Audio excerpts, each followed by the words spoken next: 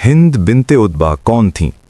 تاریخ، انتقام، ہدایت اور ایمان کی ایک غیر معمولی داستان۔ بسم اللہ الرحمن الرحیم۔ السلام علیکم ورحمۃ اللہ وبرکاتہ۔ محترم ناظرین و قارئین، تاریخ اسلام کے بعض واقعات ایسے ہیں جو صرف کتابوں میں پڑھے نہیں جاتے بلکہ دل پر نقش ہو جاتے ہیں۔ اگر انہیں شعور، تدبر اور درست تناظر کے ساتھ بیان کیا جائے تو یوں محسوس ہوتا ہے جیسے وہ لمحات آج بھی ہمارے سامنے زندہ ہوں۔ آج ہم آپ کو عہد نبوی صلی اللہ علیہ وسلم کے ایک نہایت اہم، دردناک مگر سبق آموز واقعے کی طرف لے جا رہے ہیں، جس کا تعلق ایک ایسی خاتون سے ہے جن کی زندگی نفرت سے شروع ہو کر ہدایت پر ختم ہوئی۔ آج ہم بات کریں گے ہند بنت عتبہ کی، ایک ایسی شخصیت جو ابتدا میں اسلام کی شدید مخالف تھیں لیکن بعد میں اسلام قبول کر کے تاریخ میں ایک بالکل مختلف پہچان کے ساتھ زندہ ہو گئیں۔ ہند بنت عتبہ کا تعارف اور خاندانی پس منظر۔ ہند بنت عتبہ کا تعلق قبیلہ قریش کے معزز اور بااثر خاندان سے تھا۔ ان کا نسب یوں بیان کیا جاتا ہے: ہند بنت عتبہ بن ربیعہ بن عبد شمس بن عبد مناف۔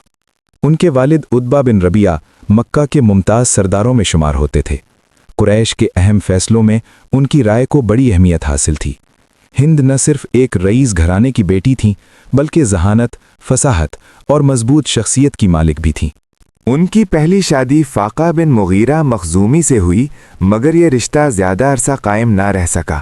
بعد ازاں ان کا نکاح ابو سفیان بن حرب سے ہوا، جو بعد میں قریش کے سب سے طاقتور سرداروں میں شمار ہوئے۔ اسلام سے دشمنی اور بدر کا صدمہ۔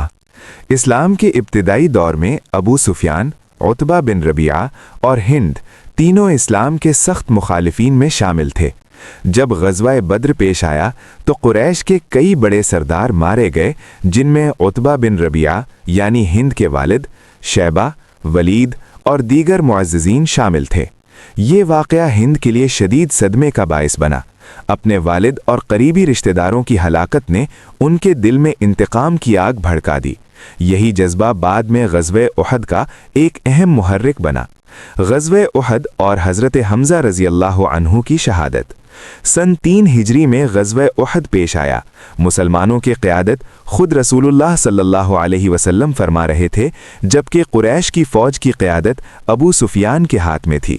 اس جنگ میں ہند بنت عتبہ بھی دیگر خواتین کے ساتھ شریک ہوئیں، جن کا مقصد فوج کا حوصلہ بڑھانا اور انتقام کی آگ کو زندہ رکھنا تھا۔ حضرت حمزہ بن عبد المطلب رضی اللہ عنہ، جو رسول اللہ صلی اللہ علیہ وسلم کے چچا، رضائی بھائی اور اسلام کے عظیم ترین جان بازوں میں سے تھے، اس جنگ میں کفار پر بجلی بن کر ٹوٹ رہے تھے۔ انہیں اسد اللہ یعنی اللہ کا شیر کہا جاتا تھا۔ ہند نے اپنے دل کی آگ بجھانے کے لیے حبشی غلام وحشی بن حرب کو ترغیب دی کہ اگر وہ حضرت حمزہ رضی اللہ عنہ کو شہید کر دے تو اسے آزادی اور انعام دیا جائے گا۔ دل دہلا دینے والا منظر اور نبی صلی اللہ علیہ وسلم کا صبر۔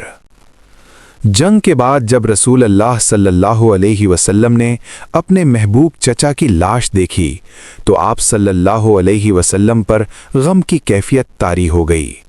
صحابہ کرام رضوان اللہ علیہم اجمعین کے لیے بھی یہ منظر ناقابل برداشت تھا۔ اسی موقع پر اللہ تعالیٰ نے قرآن میں صبر و درگزر کی تعلیم نازل فرمائی۔ اور اگر تم بدلہ لو تو اتنا ہی لو جتنا تم پر ظلم ہوا، اور اگر صبر کرو تو وہ صبر کرنے والوں کے لیے بہتر ہے۔ رسول اللہ صلی اللہ علیہ وسلم نے بدلہ لینے کا ارادہ ترک کر دیا اور صبر کو اختیار فرمایا۔ یہی وہ اخلاقی عظمت تھی جس نے بعد میں دشمنوں کے دل بدل دیے۔ حضرت حمزہ کا جنازہ اور عظمت۔ حضرت حمزہ کا جنازہ غیر معمولی تھا۔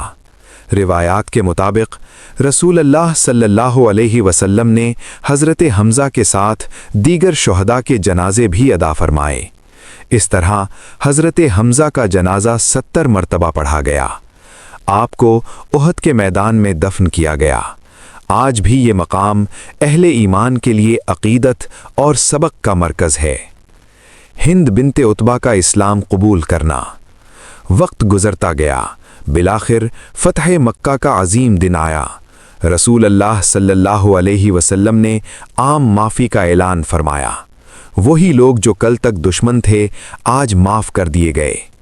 हिंद बिनते उतबा नकाब ओढ़ कर बैत के लिए आईं।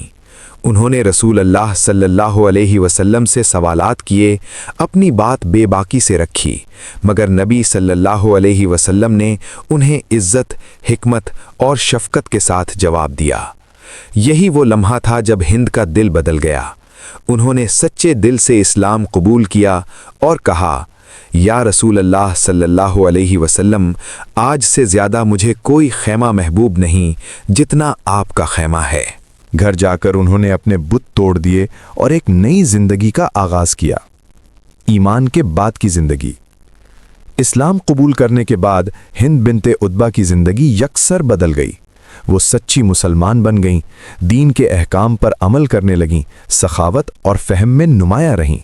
यहाँ तक कि बाद में होने वाली जंगों में उन्होंने मुसलमानों का हौसला बढ़ाया, जैसा कि जंगे यरमूक में उनकी मौजूदगी तारीख में दर्ज है।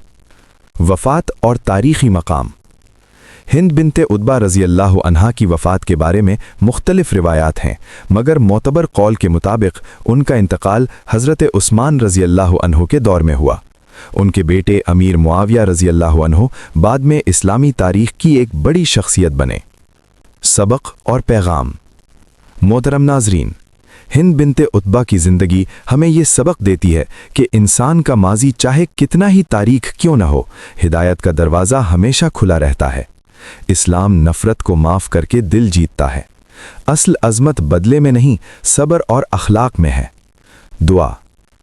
अल्लाह ताला हमें हज़रत हमज़ा जैसा ईमान, हौसला और कुर्बानी अता फरमाए और हिंद बिनते उतबा की तरह सच्ची तौबा और खालिस ईमान नसीब करे। हमारे दिलों में नबी करीम सल्लल्लाहु अलैहि वसल्लम की मोहब्बत हमेशा जिंदा रखे। आमीन या रब्बुल आलमीन।